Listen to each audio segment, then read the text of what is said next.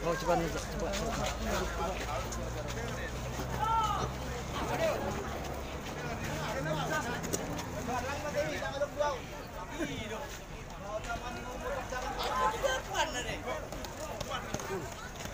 Teh palidian.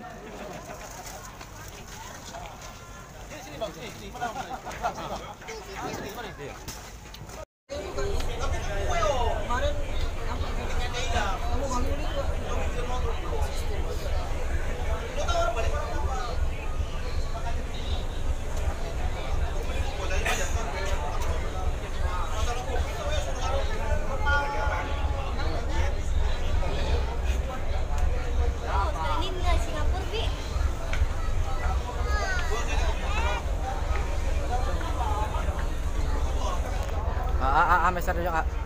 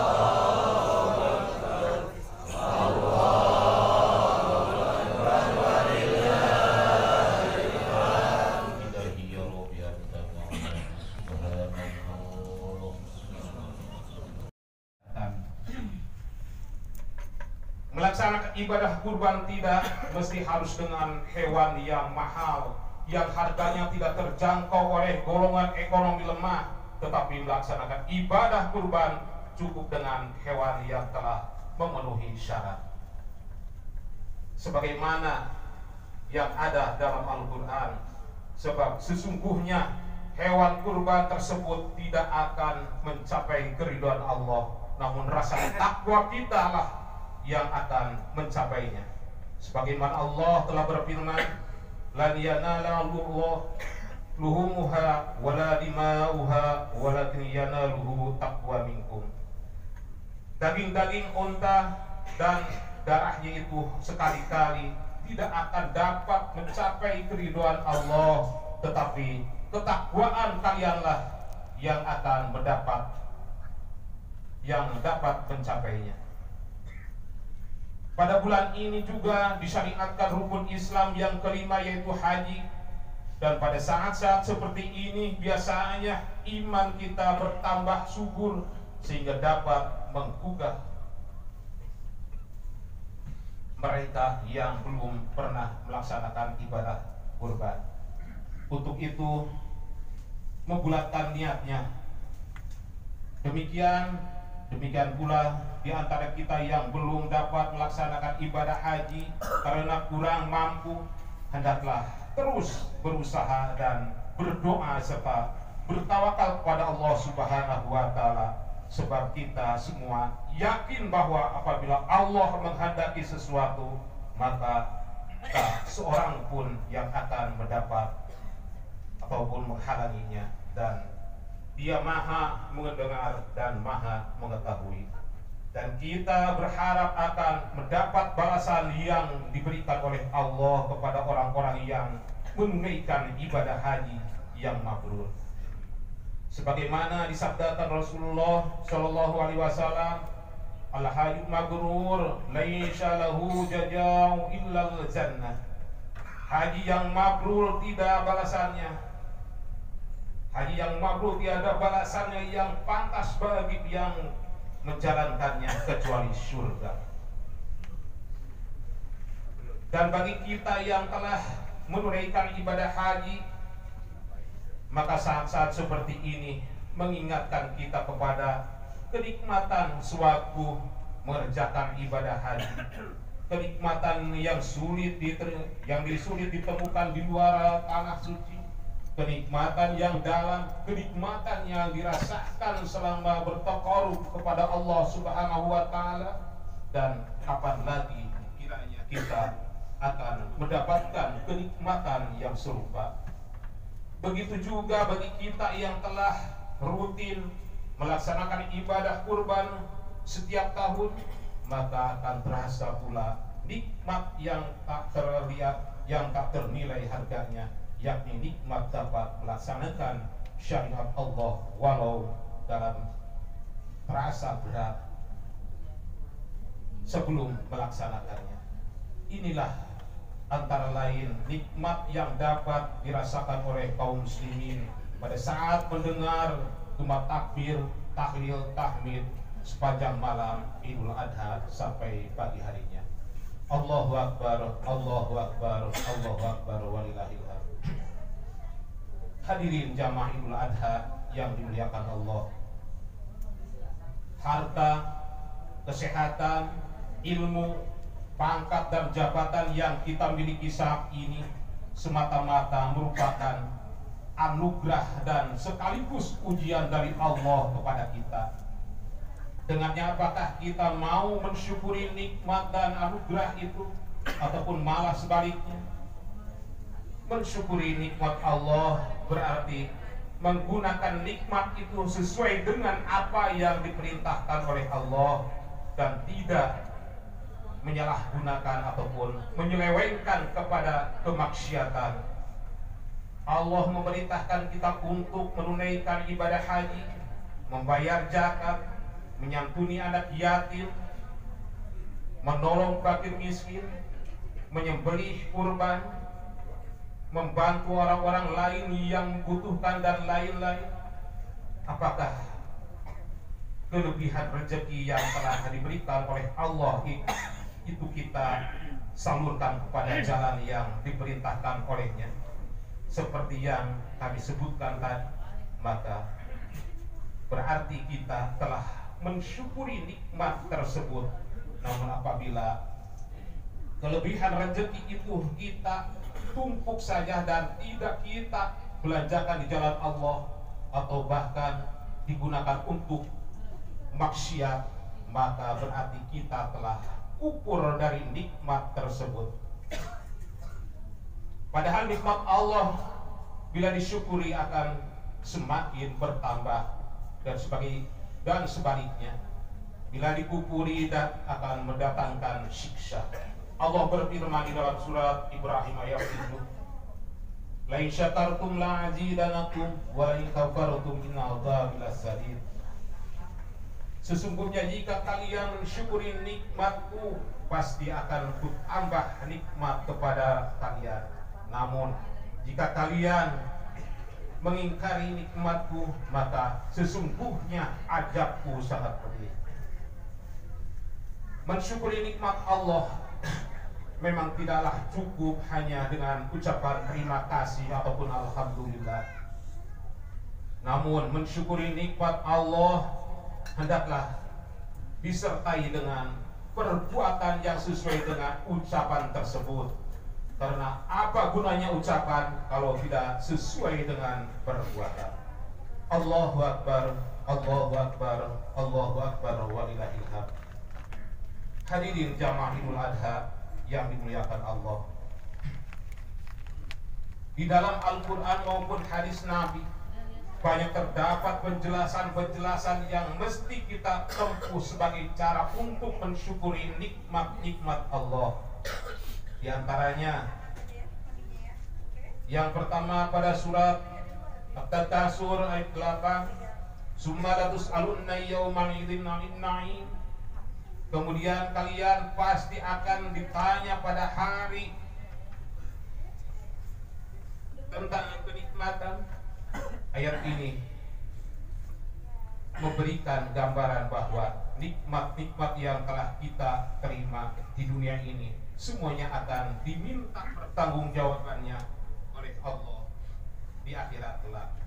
Untuk itu maka kita harus berhati-hati dalam menggunakan nikmat Allah tersebut. Demikian juga dengan caranya, dengan cara mendapatkannya. Sebab nikmat-nikmat itu pada waktunya nanti akan diminta pertanggungjawabannya di hadapan Allah dengan pertanyaan dari mana mendapatkannya dan kemana digunakannya. Yang kedua pada surat Al-Baqarah ayat 40, wa'ufu bi'ahdi ya'ufi bi'ahdikum, dan penuhilah janji kalian kepadaku, niscaya aku akan memenuhi janjiku kepada kalian. Jika janji kita kepada Allah telah dicetuskan oleh ruh-ruh kita sebelum kita lahir ke dunia, yakni fitrah akan mentaati segala aturan yang datang dari Allah, baik berupa perintah maupun larangan, dan memenuhi janji yang telah kita cetuskan dulu merupakan langkah mensyukuri nikmat-nikmat yang diberikan oleh Allah Subhanahu wa taala. Yang ketiga, hadis yang diriwayatkan oleh Tirmidzi dari Ibnu Umar, bersabda Rasulullah sallallahu alaihi wasallam yang artinya ada dua perkara yang barang siapa dua perkara itu ada padanya, maka Allah menulisnya sebagai orang yang bersyukur dan sabar. Dan barang siapa yang dua perkara itu tidak ada padanya, maka Allah tidak menulisnya sebagai orang yang bersyukur dan sabar. Kedua perkara itu adalah barang siapa yang melihat dalam agamanya kepada orang yang lebih tinggi, kemudian mengikutinya, dan dalam dunianya melihat kepada orang yang lebih rendah, kemudian memuji Allah, maka orang tersebut ditulis oleh Allah sebagai orang yang bersyukur dan sabar. Dan barang siapa yang dalam masyarakat